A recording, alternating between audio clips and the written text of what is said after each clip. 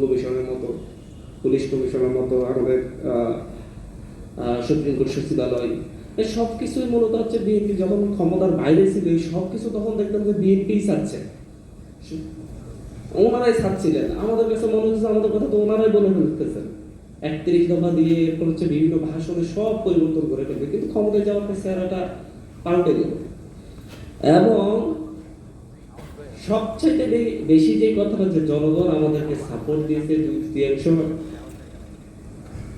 আসন পেয়েছি, আমরাই সংবিধান সংশোধনের অধিকার রাখি। যদিও আমরা সংবিধান সংশোধন চাই, আমরা গণভোটের হিসেবে সংবিধানের রিফরমেশন চাই। আমরা বিএনপির সাথে জাতীয় নাগরিক পার্টি, এনসিপি সহ বাকি রাজনৈতিক দলের ঐক্যমত কমিশনের সমঝোতায় রিফরমেশনের কথা এসেছে। এর আগে আমরা নতুন সংবিধান চেয়েছিলাম। বিএনপি রিফরমেশনের থেকে সরে গেলে জাতীয় নাগরিক পার্টি, এনসিপি সহ আমরা যারা তরুণ প্রজন্ম আছে, জুলাই গণঅভ্যুত্থানে নেতৃত্ব দিয়েছি এবং আমাদের সাথে যারা ছিল তাদেরকে নিয়ে আমরা আবার তার নতুন সংবিধান চাইব। যেহেতু বিএনপি তার ঐক্যমতের জায়গা থেকে সরে আসছে, আমাদেরও সেই আমাদের পূর্ণ জায়গায় ফেরত যেতে হবে। তো বিএনপি যখন এই কথাটা বলে যে হচ্ছে জনগণ আমাদেরকে সাপোর্ট দিয়েছে, এত পার্সেন্ট 51% আমরা সাপোর্ট পেয়েছি, শুধু আমরা যেভাবে চাইবো সেভাবে হবে এবং আমরাই এই অধিকারটা রাখি।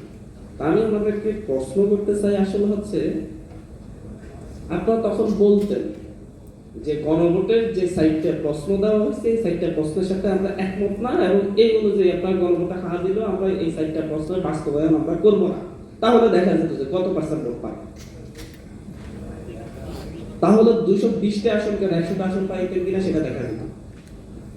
সেটা তো তখন বলা নাই। ওই যে জনগণের চাপে বুঝতে পারছেন যে মানুষ এটার বিরুদ্ধে গেলে আপনাদেরকে ভোট দিবে না, নিজ মুখেই স্বীকার করতেছেন যে আমরা চাপের করে আমরা স্বীকার করেছি যে হচ্ছে গণভোটে হ্যাঁ চেয়েছি, চাপের করে। কার চাপ? জনগণের চাপ ছিল, এবং জনগণ আপনাদেরকে বিশ্বাস করছে, আপনারা সেই বিশ্বাস ভঙ্গ করতেছেন এবং সেই বিশ্বাসের জায়গা থেকে সরে আসতেছে। এই প্রতারণা আসলে হচ্ছে এই জাতি, এই দেশের মানুষ কিছুদিন সহ্য করবে হয়তো, কিন্তু দীর্ঘদিন সহ্য করবে না। মানুষ আপনাদেরকে বিশ্বাস করছে, আপনারা বলছেন আপনারা সকল সংস্কার করবেন, গণভোটের সবকিছু গণভোটের বাস্তবায়ন করবেন, গণভোটের প্রশ্ন বলতেন চলছে। ওই যে বলে এখন আমরা 4.5টা প্রশ্নের 3.5টা প্রশ্নের সাথে একমত, হাফ প্রশ্নের সাথে একমত না। সেই কথাটা ভোটের আগে বলতেন, আমরা হাফ প্রশ্নের সাথে একমত না, আপনারা গণভোটে হাত দিলে আমরা এই হাফ প্রশ্ন বাস্তবায়ন করবো না, বাস্তবায়ন করবো না, 3.5টা প্রশ্ন বাস্তবায়ন করবো, সেটা উত্তর বাস্তবায়ন করবো। তাহলে দেখা যেত মানুষ আপনাদের কত পার্সেন্ট ভোট দেয়। আপনি ভোটের আগে বলছেন সব বাস্তবায়ন করবেন, সব ঠিক করে ফেলবেন, কিন্তু ভোটের পরে যখন আলটিমেট মেজরিটি পেয়ে গেলেন তখন সেই অহংকারী হয়ে উঠলেন, প্রতারণা করলেন। অতটা অবুঝ আমাদের এই বাঙালি জাতি আর নাই। রিক্সায় উঠলো, রিক্সাওয়ালা বলে বিএনপি প্রতারণা করলো, সিএনজি ওয়ালা বলে বিএনপি এটা করতেছে। এবং লেটেস্ট গতকালকে দেখলাম যে হচ্ছে এই ব্যাখ্যাদারী একজন মন্ত্রী খেলা দেখতে গেলেন, সেই টিকেটিভি স্টুডিওর ওনা থেকে ক্যামেরা ঘোরানো করে পুরো সব গুপ্ত একসাথে হইহুল্লোড় করে পুরো করে স্লোগান দিয়ে উঠল। মনে হয় তারাও সবাই গুপ্ত ছিল। এটা বাস্তবতা, মাঠের বাস্তবতা। একেবারে সাধারণ প্রত্যেকটা মানুষ ক্ষুব্ধ হচ্ছে, এবং বিএনপির ক্ষুব্ধে তো আর ভার কতদিন বহন করবে এই সরকার।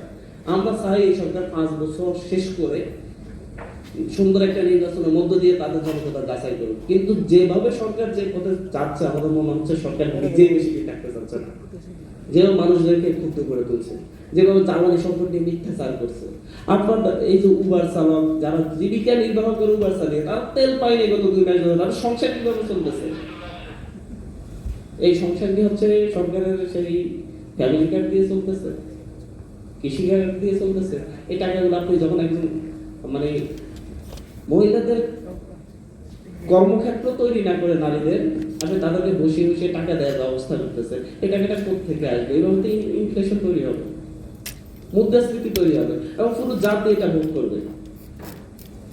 এই ধরনের অবাস্তব কাল্পনিক কিছু ডিসিশন নিয়ে মূলত দেশের অর্থনীতি, দেশের মানুষের চিন্তা, দেশের মানুষের যে আকাঙ্ক্ষা সবগুলোকে সরকার গলা টেনে ধরছে।